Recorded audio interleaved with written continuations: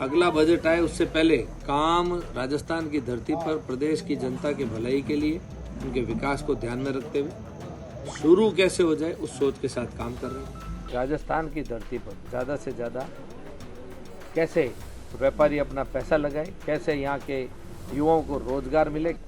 मुख्यमंत्री भजनलाल शर्मा की पहल राइजिंग राजस्थान समिट का 3 दिवसीय जो कार्यक्रम था वो सफलतापूर्वक संपन्न हो गया और उस पूरे कार्यक्रम के जो हीरो रहे थे वो मंत्री के बिश्नोई रहे थे।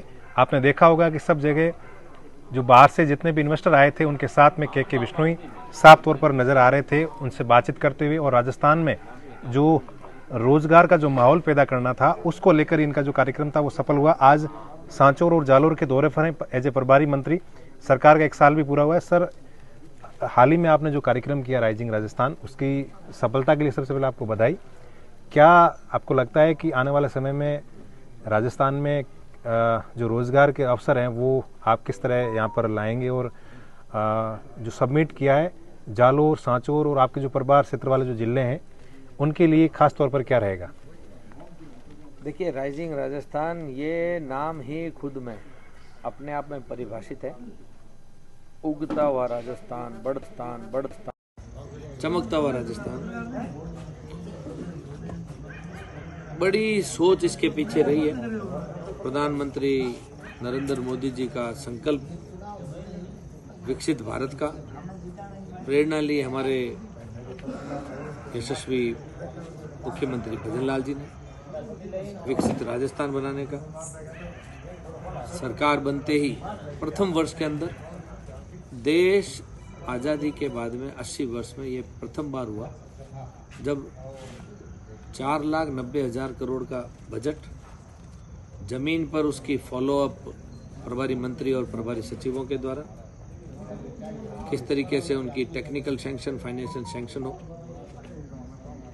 अगला बजट आए उससे पहले काम राजस्थान की धरती पर प्रदेश की जनता के भलाई के लिए, उनके विकास को ध्यान में रखते हुए शुरू कैसे हो जाए उस सोच के साथ काम कर रहे हैं। प्रथम वर्ष में ही इन्वेस्टरों के बीच में जिले से लेकर, प्रदेश से लेकर, देश से लेकर विदेश की धरती तक ज्यादा से ज्यादा इन्वेस्टरों को हिंदुस्तान के जीडीपी ग्रोथ 7.2%, लेकिन राजस्थान की 11%।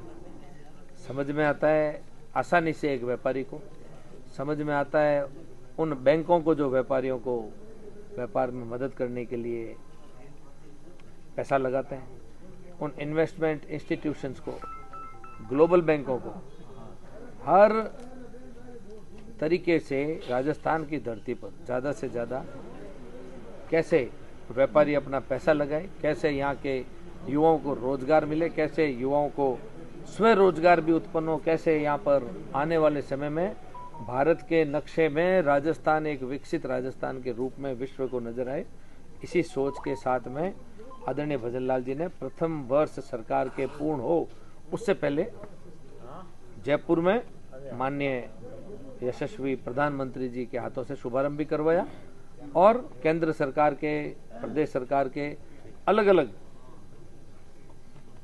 स्टेटों से राज्यपालों को, अलग अलग व्यवसायों को, सबको वहां पर आमंत्रित भी किया और भव्य आयोजन, दिव्य और भव्य आयोजन, जो कि मैं ये भी कहूँगा तो अतिशयोक्ति नहीं कि 9, 10, 11 दिसंबर ये ऐतिहासिक दिवस के रूप में मनाए जाएंगे।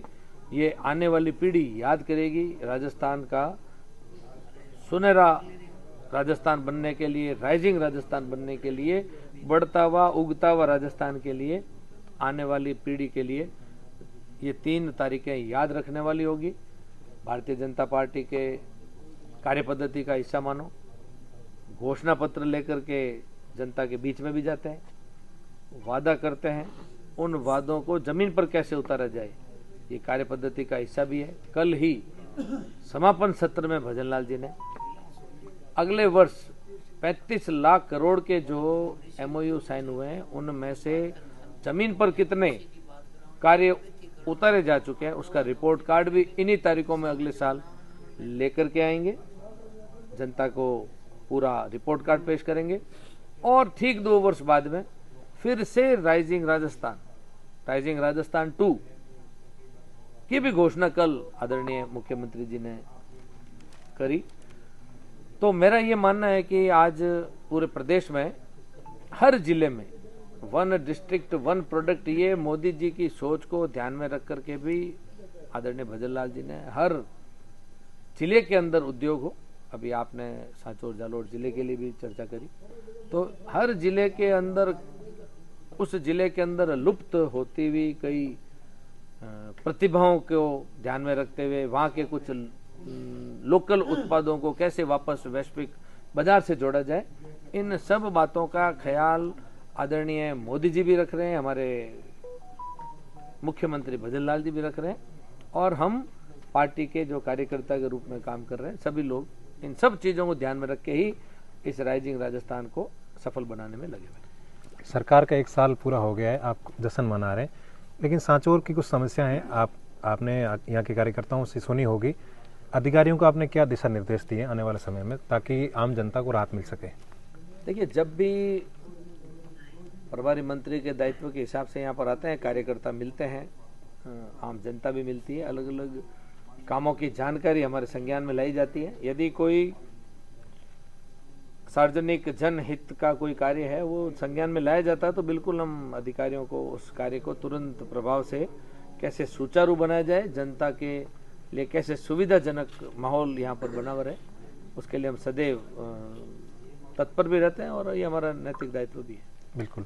तो राइजिंग राजस्थान को लेकर मंत्री जी ने बताया कि आने वाले समय में ये एक सरकारी योजना बनकर नहीं रह जाएगी, बल्कि प्रदेश के लिए, प्रदेश के युवाओं के लिए कुछ ऐसा करेंगे जिससे आने वाले समय में यहाँ के लोगों को रोजगार मिल सके। साथ ही उन्होंने राइजिंग राजस्थान 2 का भी यहाँ से घोषणा करी है कि आने वाले समय में 1 या 2 साल के बाद में इस तरह का और आयोजन होगा और भी जो इन्वेस्टर हैं उनको राजस्थान में बुलाया जाएगा। राजस्थान तक सांचौर।